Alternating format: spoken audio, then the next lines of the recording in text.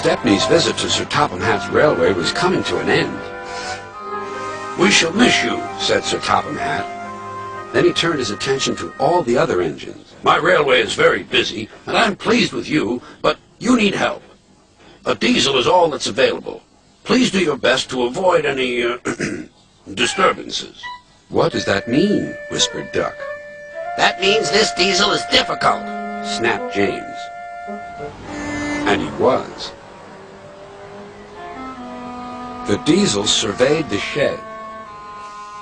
"Not bad. I've seen worse. At least you're all clean." The engines glared. "It's not your fault, but Sir Topham Hatt should scrap you and get engines like me. A fill of oil, a touch on the starter, and I'm off. No bother, no waiting. They have to fuss round you for hours before you're ready." The engines were furious.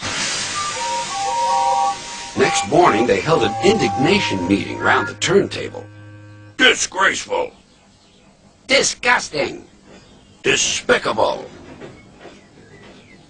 To say such things to us," cried Donald and Douglas, "is to teach them a lesson we'd be wanting. Now how do we do it?" Their chance came sooner than expected. The diesel was purring comfortably. An inspector watched a fitter making final adjustments. The wind tugged at the inspector's hat. The diesel was ready. "Look at me, Duck and Stepney. Now I'll show you something." He rolled proudly toward his coaches. Then it happened.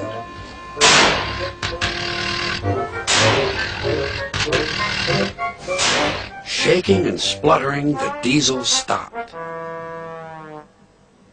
Meanwhile, the inspector was looking for his hat. The diesel seethed with fury as Duck and Stepney pushed him back to the shed.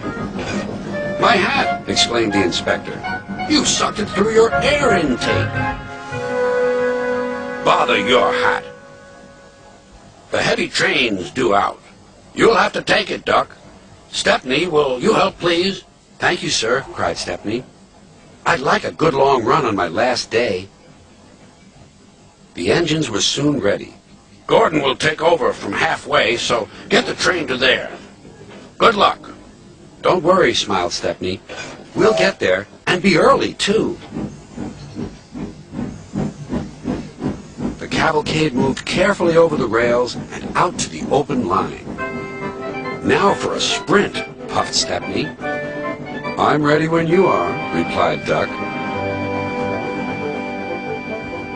Soon they were whizzing through Edward Station. And next they charged at Gordon's Hill beyond.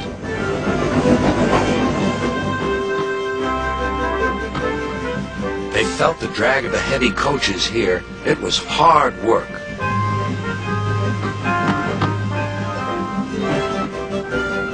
At last they were running smoothly along the line toward the big station.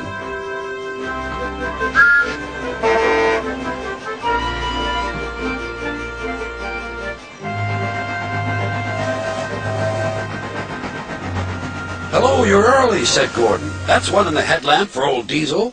"James says he's sick as boiler sludge and sulking in the shed."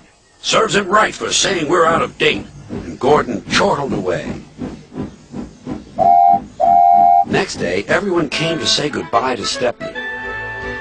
"Come back and see us soon," whistled the engines. "And you are always welcome on my Bluebell Railway, too," replied Stepney. Then he puffed away. What about Diesel? He'd slipped out while no one was looking.